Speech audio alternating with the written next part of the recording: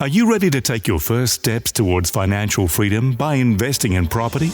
Maybe you've started your portfolio but need some help continuing to grow. Lachlan Vidler and the team at Atlas Property Group are here to help.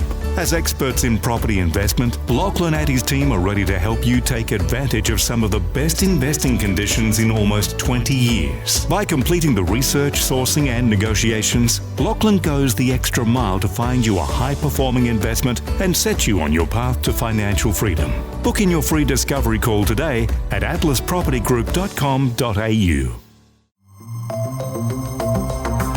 Welcome to the Smart Property Investment Show with your host, Phil Tarrant. Hi, good everyone. How you going? Welcome to the podcast. Thanks for joining us today as we navigate property and property investment. What a wacky world we're living in right now. You no doubt, like me, connecting with the media, checking out smartpropertyinvestment.com.au and other sources for property-related information to help you make more informed investment decisions. A new bit of a theme for smart property investment as we sort of navigate 2021. A lot of shifting sands, changes in habits and behaviours. It's a market that most Australians are trying to make sense of right now. And we're pretty committed right across smartpropertyinvestment.com.au to make sure through their coverage that you know what's happening and hopefully make more informed investment decisions. A lot of it's immediate. It's very often news-dominated cycle. And smartpropertyinvestment.com.au, we focus on what is latest, as in what is new, as in news, giving you that information, which is highly interconnected with a lot of the research work that we undertake and share investor stories, the whole kit and caboodle, so you can get a real blended view of property investment. Stuff that's happening every day. You can go and check it out on smartpropertyinvestment.com.au. It normally covers one or two sources around a particular thing. So what we want to start doing a lot more of in smart property investment is giving a bit of a narrative behind the news, our interpretation of, insights in, and how you can actually use this information to support better decision making in this particular market. Joining me in the studio, Steve Waters from Right Property Group. He's a director there. He's going to help me navigate some of these top headlines out right now to give some real world view on what's happening. Steve, how you going? You well? Yeah, going well, mate. There's certainly a lot of headlines, mate. No shortage. So we're recording this after the weekend, and there was an absolute landslide decision made in Western Australia where McGowan has got the thumbs up from the whole state. The Liberal Party's left with 2 seats. Yeah, the worst result ever. They're not even the opposition anymore. Greens have got more. I think the parking meter party has ended up with more people. Parking meter? Seriously. Really? Yeah, something like that. Okay, something like that, right? But anyway, so this is the effect you're seeing in state-based governments at the moment, wherein those leaders who have steered each state through COVID-19 are all viewed in, glowing viewpoint. You even see it down in Victoria where the attitude towards the Premier there is high. Here in New South Wales, Gladys Berejiklian, she's dominating the parliament. If that went to an election today, she would be the clear winner. McGowan has absolutely killed it over in Western Australia. He's highly popular.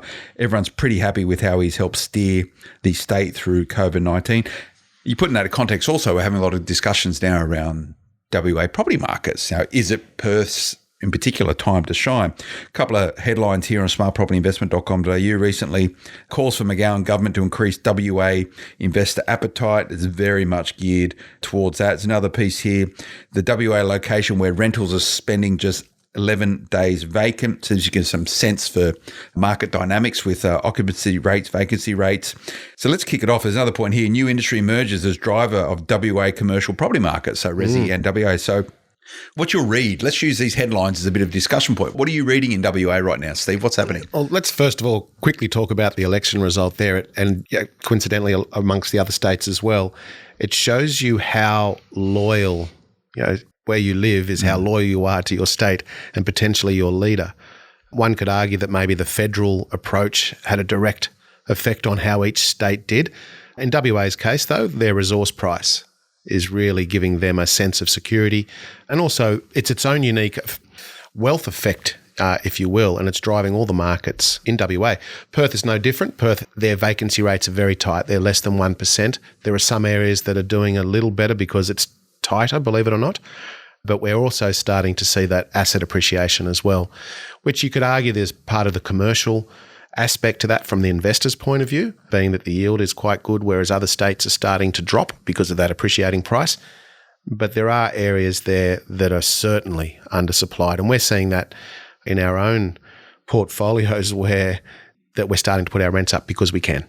And this is being reactive to these markets and actually understand what's happening. And you think of Perth, Stephen, I've just rattled out 3 or 4 headlines over the last couple of days on smartpropertyinvestment.com. There's another one here, international students key to unlocking Perth CBD revival. So the eyes of the world, of Australia at least, are on Perth right now for property investors. Yeah, look, I think is it a good market? I think that's a bit of a long boat. Bit of a Hail Mary. Yeah, so the Property Council of West Australia is demanding government support to reactivate Perth's reputation as a university city with the aim to revitalise the CBD and progress the overall coverage. I would argue that every state is trying to do the same. Yeah, because they're sitting there looking at these large apartment blocks going, there's no one in them. But they're also looking at the universities literally losing millions of dollars a day because they've got the lack of students. So I think that's a pretty obvious statement. Yeah. But it's a perpetuating market. That is the bottom line. It is, as I mentioned earlier on, it's massively undersupplied. There's been zero construction or next to zero construction for many, many years. And their net population has grown during COVID. Now, some would argue that that's because a lot of the fly-in, fly-out miners that live East Coast couldn't or shouldn't leave the West Coast to come back to the East Coast to have their off shift because they can't get back. There'd be no job to go back to because of the border closures. So a lot of that supply, or some of that supply, has been absorbed by people who now have decided to reside. So what do you like in WA at the moment in Perth? I know you're probably not going to give me too much away. No, because Perth is quite a unique market. My suggestion or my flavour is that I don't want to be in areas which is heavily dominated by investors because investors in Perth tend to be a little transient. I really want to be concentrating on those areas that are owner-occupied in the majority and that will always have that emotional pull with investors trying to come in over the top and be a part of that action, as opposed to areas which are 90% investor-driven. That scares me. Yeah, it is. And I touched on it beforehand, a WA location where rentals are spending just 11 days vacant. That gives some sense for vacancy rates. A number of regional centres have surpassed Perth in terms of the fastest median leasing time, with the city of Bustleton. Yeah, correct. Leading the change. Where's Bustleton, Steve? South, yeah. It's like they're also experiencing potentially a sea change, tree change as well. And it has been very undersupplied for quite some time. And the rental market is extremely tight down there, where they've seen increases of 10, 15% over the last 12 months and will continue to do so. Yeah, and it says here the city, so Perth's median leasing day, 23 days. So Bustleton is 9 days faster. It's a good comment here from the Real Estate Institute of Western Australia, REWA, Damien Collins. Damien. He's doing well out there. And I spoke to him probably a month or so ago, and we actually had a chat around how hard it's been out in WA for a good nearly a decade, right? Yeah. And how he's seeing it now, and sort of just how the state has navigated COVID-19, and there's instilled a sense of optimism in the market. No doubt that's helping to support property markets, and whether or not the McGowan re-election supports that moving forward, no doubt it should have a positive effect. Well, why change something that's working? Yeah, and this is it. Well, that's why the Western Australia has voted, and the Liberal Party candidate, leader of the opposition there, is lost his own seat and subsequently quit politics and said, I'm never coming back. So, it's pretty hard to rebound from that, isn't it? Oh, yeah, it's pretty tough. We'll go to a quick break. When we come back, I want to have a chat about New South Wales rental stock, Steve. Consistent. Back in a moment. Are low interest rates impacting on your investment returns? It's time to rethink. Rethink Investing creates wealth for clients through the strategic purchase of positively geared, high cash flow commercial property. Industrial properties, retail assets, or office spaces can be a smart investment option that produces significant and long-term return on investment. Rethink your investment options and look to commercial property. Learn more at rethinkinvesting.com.au. Rethink Investing, Australia's #1 commercial buyers agency. Welcome back, everyone. Phil Tarrant, host of the Smart Property Investment Show with Steve Waters, director of Right Property Group, going behind the headlines, giving a narrative to what we're seeing, reading on smartpropertyinvestment.com.au. Steve, sort of connecting with the Perth market. New South Wales rental stock continues to decline as Sydney siders go west. The continuation of Sydney siders leaving the big smoke for other parts of New South Wales has once again firmed up rental stock in certain areas, new research has found. And this is the REI NSW vacancy rate survey. Rates in Albury have dropped considerably. Vacancy rates in Central Coast, Coffs Harbour, Mid-North Coast, Arana and South Coast, slight uptick in availability of rental accommodation. So you're seeing different shifts and different dynamics? Yeah, What's the ground truth? Some are more amplified than others. So if we look at the Central Coast, that's I believe even before COVID, people were just really starting to discover the Central Coast and what it had to offer in terms of affordability and lifestyle, and also the bookend market being the South Coast or Wollongong, pretty much the same. I think COVID has amplified that position as people look to run away from, the big smoke, so to speak. But importantly, it's also commutable on a daily basis should you choose to back to metropolis. And I think that will hold it in a good position for the future. Other areas throughout New South Wales, I think all are acting accordingly with dropping vacancy rates. And we're now starting to see people move to all different areas throughout New South Wales because, once again, affordability and a lifestyle change. Now, whether there's sustainability in some of the areas is yet to be seen as you move too far away from employment hubs. Nonetheless, vacancy rates are extremely tight. In the detached dwellings, so we're talking homes or houses with a piece of land, the unit market clearly is a different market there. In a lot of areas, they're still well and truly oversupplied. And this is sort of the tale of two cities, disconnected markets. And in the last podcast we were on, Investing Insights for Opera Group, we got into that. So go and check it out. You can find that podcast, whichever platform you listen to this particular podcast, go and check it out. We really dug into that. I don't want to dwell too much on it because we did a pretty good crack there. Now, Steve, let's talk auctions. So story here, auction volumes rise to second highest number annually. And this is of the week just past. So we wrote this on the 14th of March. Capital cities witnessed over 2,200 homes taken to auction over the past week, with clearance rates rising to 20% over the year. Some headline numbers here, Steve. Sydney, 87.4% cleared out of 807 in auctions. Adelaide, 87.9% of 101 auctions. Melbourne, 80.3% of 1,094 auctions, and Brisbane, 65.2% out of 110 auctions. It's a hot auction market right now. Is it good to be buying in auction in this market, or is that the only way sometimes you can actually secure an asset? It's going to be the only time, like in a market that we have at the moment, that you may have a chance to secure a property, because typically and traditionally what will happen now is a market starts to perpetuate quickly. Vendors, being the sellers, and agents are convinced going to auction will net a better result.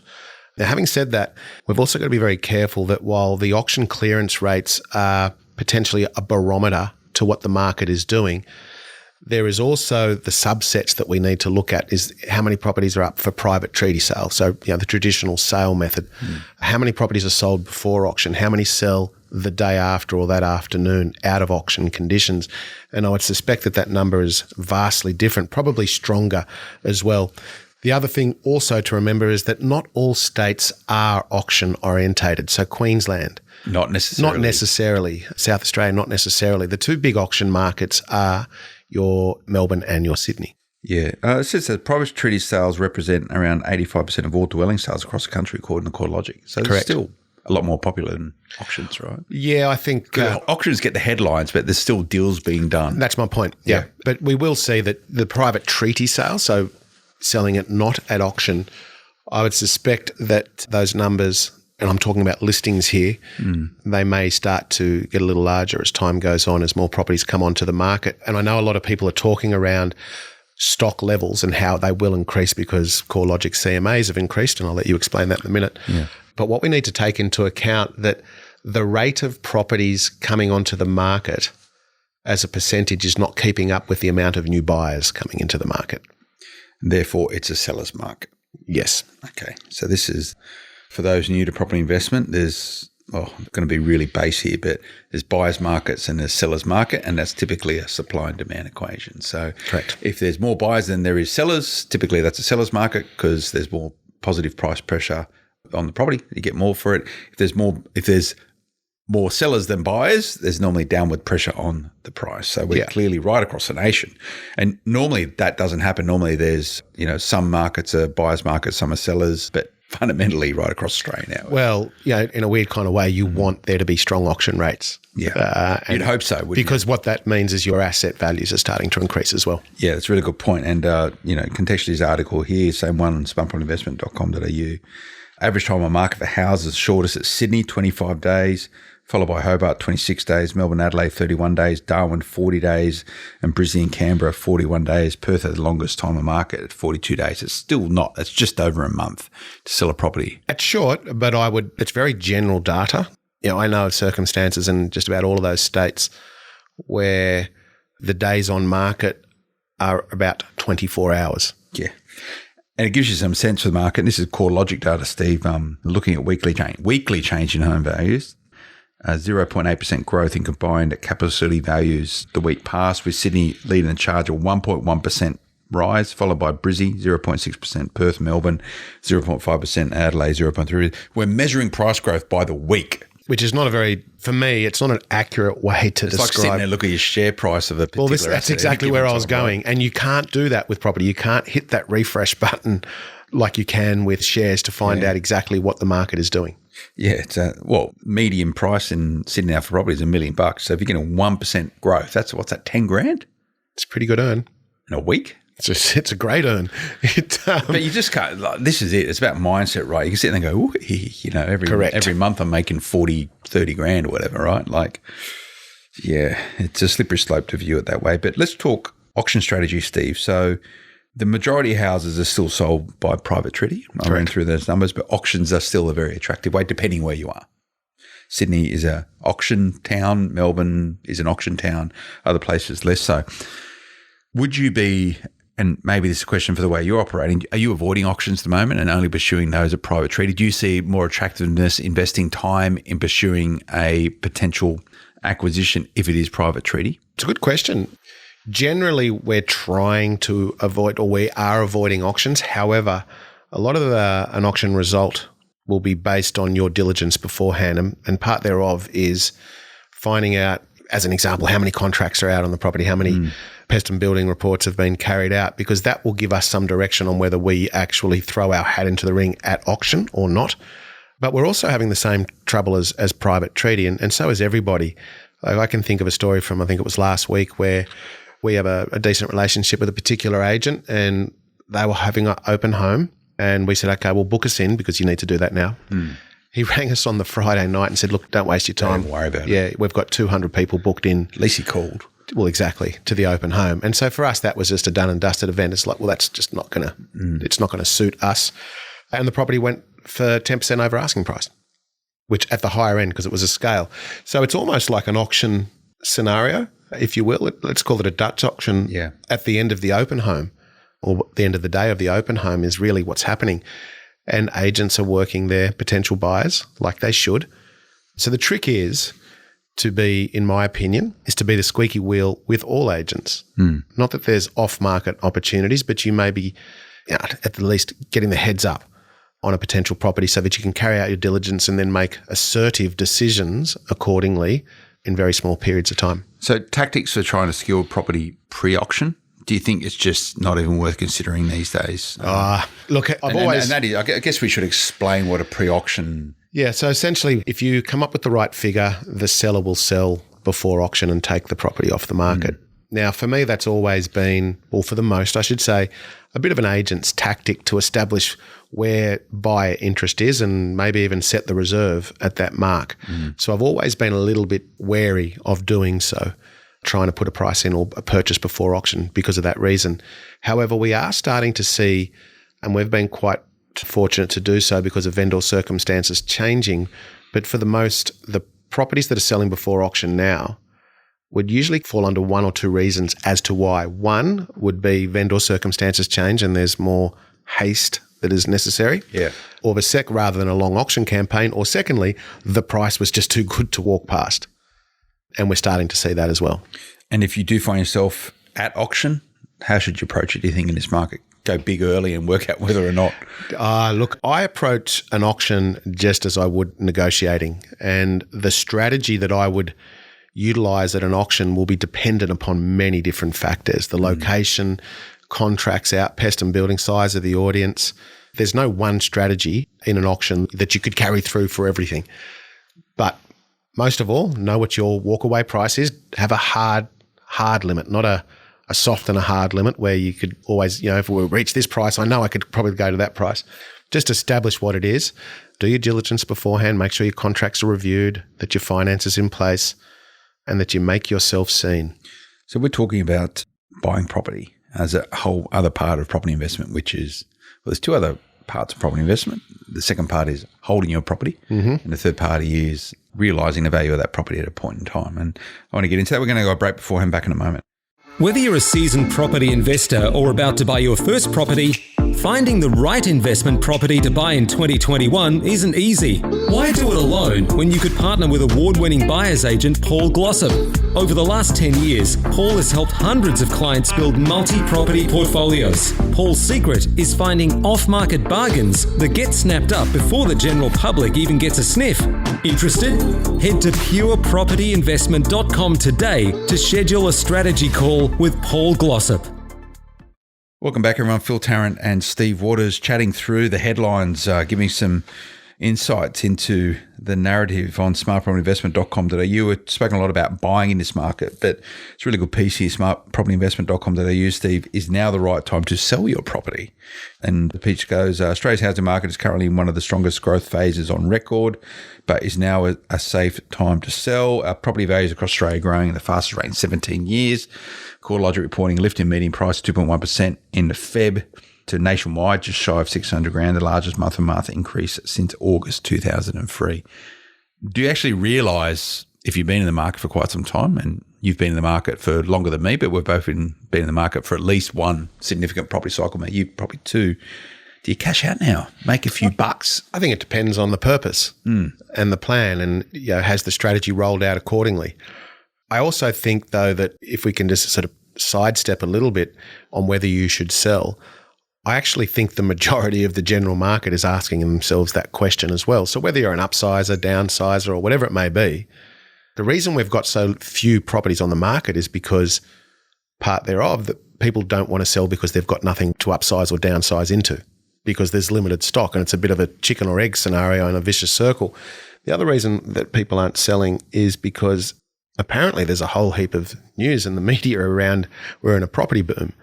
And the longer that I hold that property, if it grows by 10% this year, well, that's a sizable chunk of money that I've also just made before I sell potentially next year.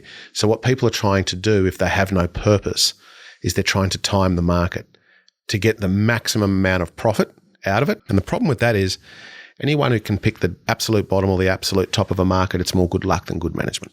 Yeah, I agree with it. You might get close. You could get close. You might get close. Yeah, and as investors, we're always looking for that sort of 5% leeway. And depending where you are on your journey in property, as you get in potentially closer to retirement, looking for some sort of income replacement, sale might be the right way to go about.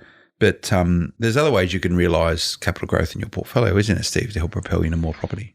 Well, you're talking about liquidity there, really. So it's about accessing the equity within that property. And even if you don't spend it, you can park it back into itself. So it's not costing you anything. And at the end of the day, you have that liquidity, which realistically all investors should be looking for at any point in time. Yeah. And that liquidity can be in an offset or redraw facility, or you can refinance, pull that money out.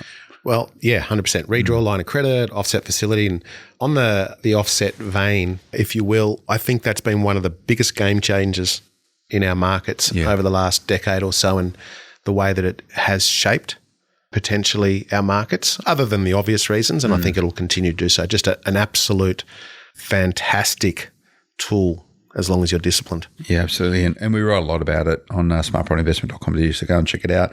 A story here, Steve, which is sensible in that it gives some balance to what is a market that has a lot of hype around it. And the headline here is tensions emerge as house prices continue to rise. I'll read a couple of lines of this. A strong economic backdrop has led to a near 10-year high in consumer confidence, which we speak a lot about, Steve, but evidence of tensions in the housing market have emerged as a result of rising affordability issues. Westpac Melbourne Institute's Consumer Sentiment Survey showed that in March, the index rose 2.6% to 111.8 points and is now just 0.2 points below December's decade high. The rising consumer confidence reflects last week's GDP figures. I might go into it. The key point here is despite an overall growth in consumers' sentiment, Westpac said the survey showed evidence of tensions emerging in the house market. It's not all beer and skittles at the moment, right? There is a lot of potential threats to a hot market and mismanagement of buying in this market, asset selection in this market, missed opportunities if you buy the incorrect assets in this market. What happens when the heat comes out of the market? You've got to be thinking about the future, don't you? And I think that's the data point that they're referring to, is it's about all these what ifs. I think there's a certain element of regret for a lot of people. And so those survey reports would reflect that in the way that the questions are answered. And then there would be that point around, well, how do I not miss out because how am I going to afford it in the future? And all of that comes together to create that data point. So I think interpreting it is where the gold is. The big point for me, though, is that we're nearly at decade high confidence levels.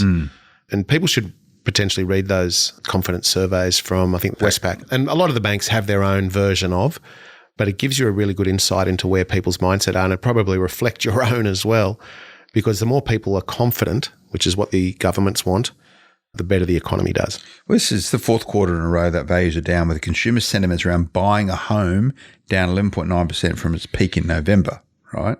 There's some quotes here. Bill Evans, the economist over at Westpac.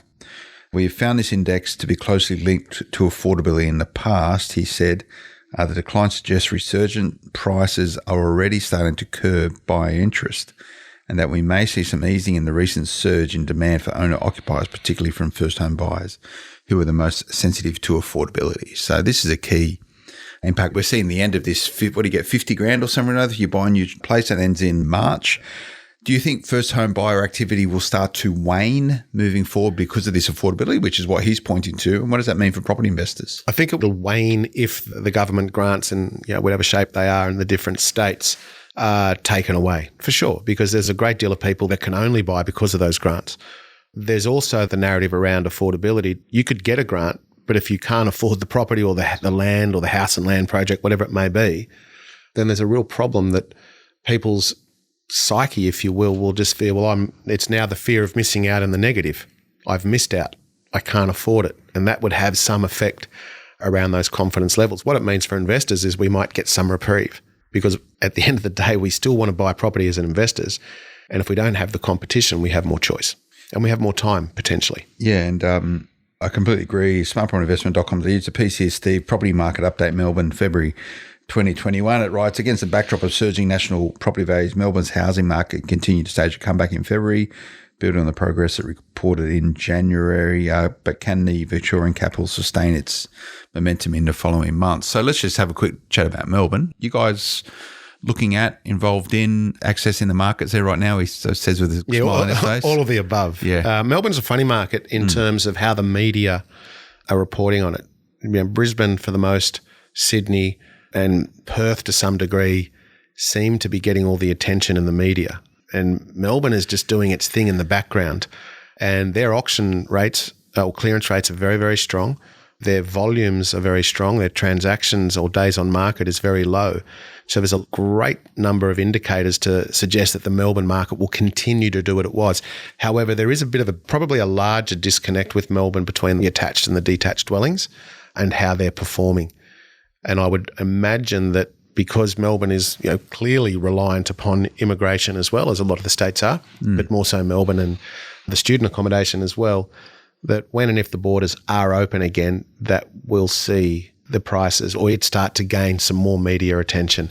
And let's not forget though as well, they've also had that triple lockdown scenario, which has hurt them considerably. Yeah, it has done. And the piece here on smartpropertyinvestment.com, there's some quotes there from the real estate REA Group's chief economist talking about that particular point, but saying there's some really strong performers. What do you reckon about their point here, the Mornington Peninsula, saw an increase of almost 10% over the period of reporting? What's your thoughts on, again, that's sort of more regional, right? It is more regional. Commutable? You can't really. I wouldn't say so. No, not easily. No, it's pretty hard going. Yeah, it is. And it's a tough one because some may argue that because of their triple lockdown that people were just fleeing, built up metropolitan areas.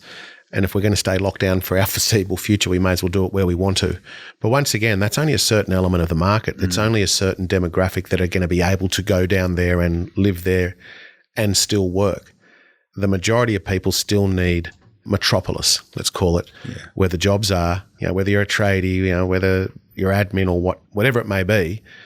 Only the select few are going to have that potential to move away and work remotely on a full-time basis. But the Melbourne market is quite unique because of that triple lockdown, but also because I would suggest that their supply, or they had a larger oversupply moment than what the other states did going into COVID. Yeah. And that will be swallowed up at, going back to the role of the premiers and McGowan sort of dominating the polls out there on the weekend. Daniel Andrews, not to get into politics, but the triple lockdown there has impacted the local economy, and Melbourne will work at a different speed to the rest of Australia.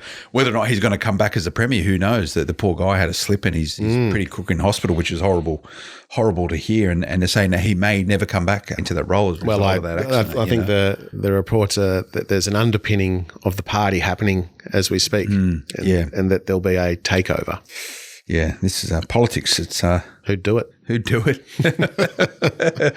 So let's round out. Steve, what are you hearing, mate? Like, I've just gone through all these big headlines, a lot of it's scuttlebutt, but this is the stuff that people are talking about right now, and people are consuming on smartpropertyinvestment.com.au, and a lot of it is pretty popular.